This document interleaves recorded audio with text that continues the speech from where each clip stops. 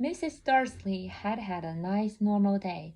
She told him over dinner all about Mrs. Next Door's problems with her daughter and how Dudley had learned a new word, want. Mr. Dursley tried to act normally.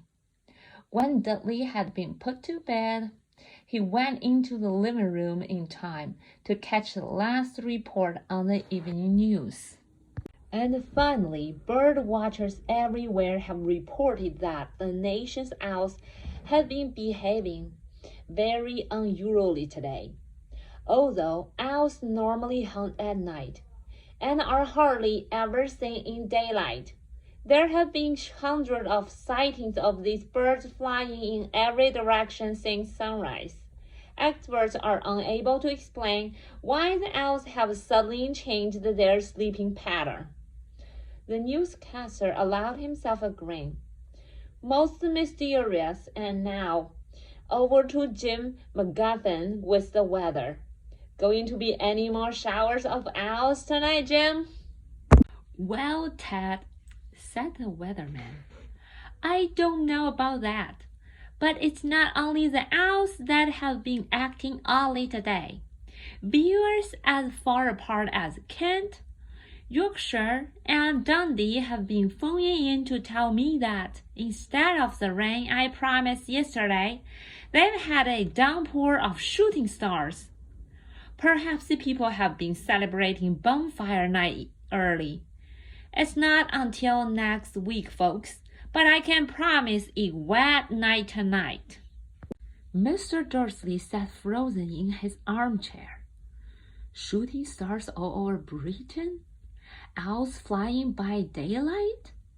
Mysterious people in cloaks all over the place? And a whisper about the Potters. Mrs. Dursley came into the living room, carrying 2 cups of tea. It was no good. He'd have to say something to her. He cleared his throat nervously. Petunia, dear, you haven't heard from your sister lately, have you?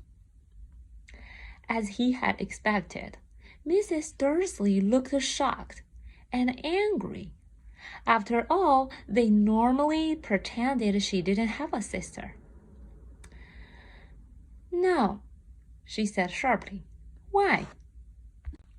Funny stuff on the news, Mr. Dursley mumbled. Owls? Shooting stars? And there were a lot of funny-looking people in town today.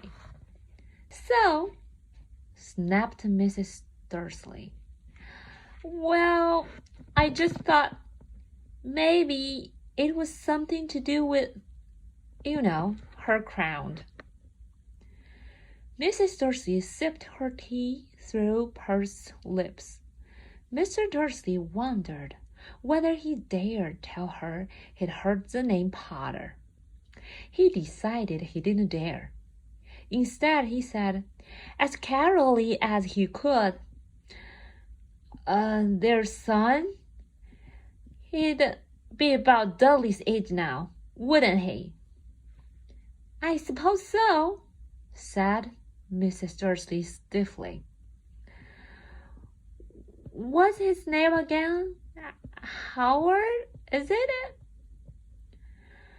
Harry. Nasty common name, if you ask me. Oh, yes, said Mr. Dursley, his heart sinking horribly. Yes, I quite agree. He didn't say another word on the subject, and they went upstairs to bed. While Mrs. Dursley was in the bathroom, Mr. Dursley crept to the bedroom window and peered down into the front garden. The cat was still there. It was staring down Privet Drive as though it were waiting for something. Was he imagining things? Could all this have anything to do with the Potters? If it did, if it got out that they were related to a pair of, well, He didn't think he could bear it. The Dursleys got into bed.